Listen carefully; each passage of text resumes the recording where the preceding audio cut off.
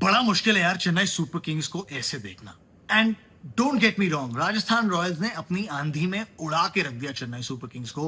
Rajasthan were very good, but Chennai Super Kings were very very average. अब देखो, सबसे पहले तो चेन्नई सुपर किंग्स के लिए जो चीजें इस गेम में हुई वो हर गेम में नहीं होंगी, ये बात सच है, ठीक है। पिच पे बहुत मॉइस्चर था और राजस्थान रॉयल्स के बॉलर्स ने कमाल की बॉलिंग की। नांद्रे बर्गर की वो बॉल जिसने सैमसन को आउट किया, वो पड़कर एकदम हल्का सा हिली।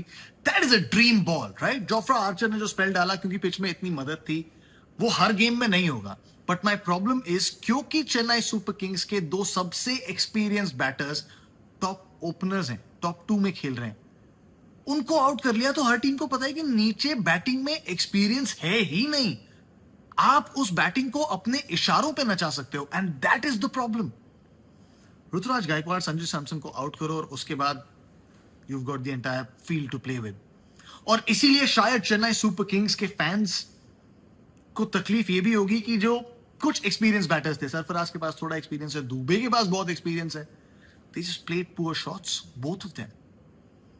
But I think problem is deeper, क्योंकि चेन्नई सुपर किंग्स का डीएनए था हमेशा मैच जीतने आना, मैच डोमिनेट करने आना। 5 बार की चैंपियन ऐसे ही नहीं बनती कोई भी टीम।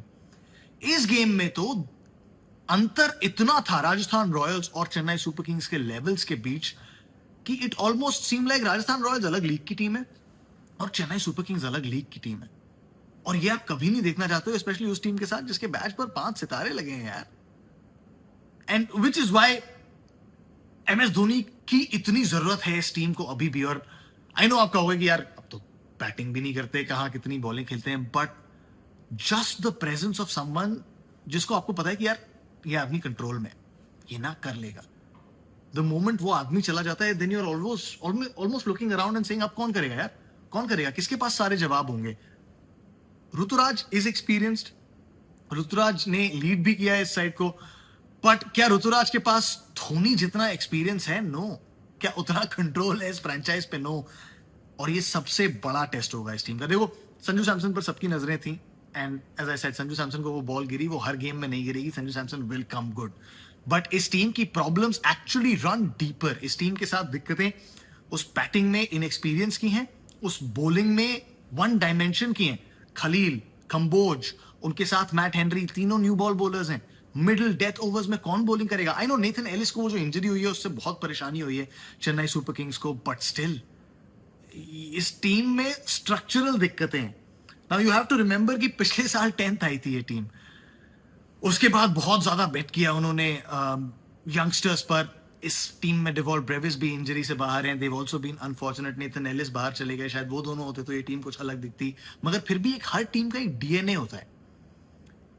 उस डीएनए में आकर वो प्लेयर कैसा करता है उस पर बहुत कुछ डिपेंड करता है। जेकब डफी ने इस पूरे साल मार खाई है इंटरनेशनल क्रिकेट में, लेकिन आरसीबी में आते ही जेकब डफी ने कमाल किया, क्योंकि उस टीम में अब वो चैंपियनशिप डीएनए वाली बात है। And I think Chennai Super Kings में वो चैंपियनशिप डीएनए नहीं दिख रहा है अभी, वो जीत की भूख वाला डीएनए नहीं दिख रहा है, एंड दैट इज कंसर्निंग, क्योंकि ये वाली चेन्नई सुपर किंग्स तो पहचान में ही नहीं आ रही है।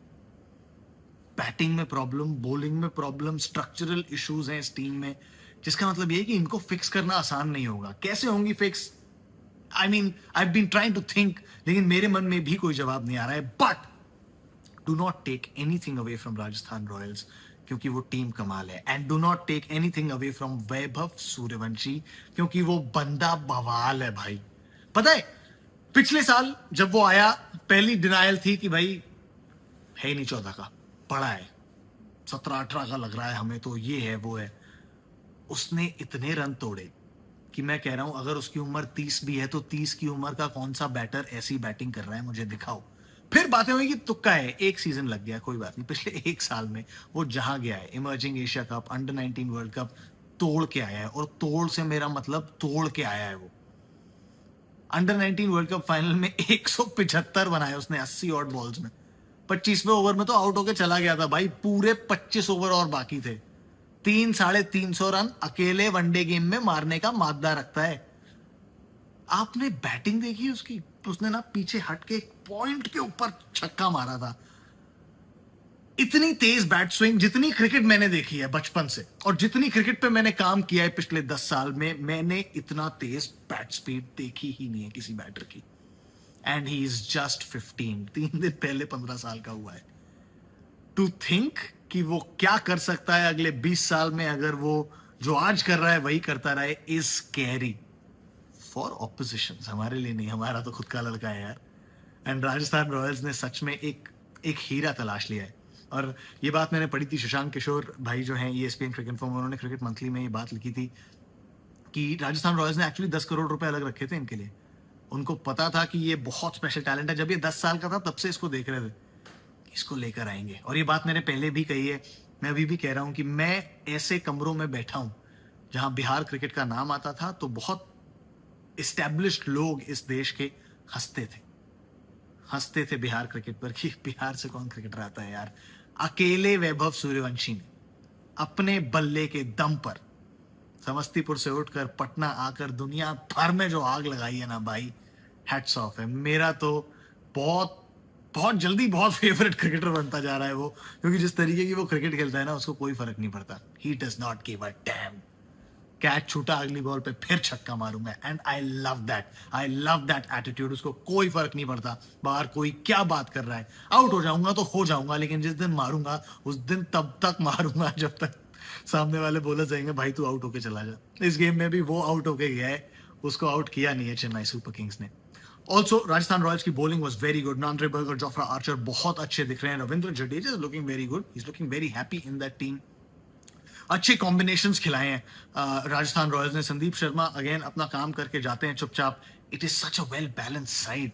पिछले साल के बाद बॉलिंग पर काम किया जड्डू बिश्नोई के आते ही. It's looking a good spin unit as well, क्योंकि इस टूर्नामेंट में बहुत रन बनने वाले हैं. ये वाला गेम एक अनोमली था, लेकिन इस टूर्नामेंट में बहुत रन बनने वाले हैं. इसका मतलब ये कि इस टूर्नामेंट में वो टीम एज लेके आएगी जिसकी बॉलिंग अच्छी होगी.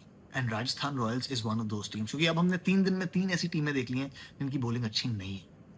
ना SRH की अच्छी है, ना KKR की अच्छी है, और चेन्नई सुपर किंग्स जो एक मैच के एविडेंस पे दिखाए उनकी भी अच्छी नहीं है. Rajasthan Royals have an edge there as well. They have assembled a good team.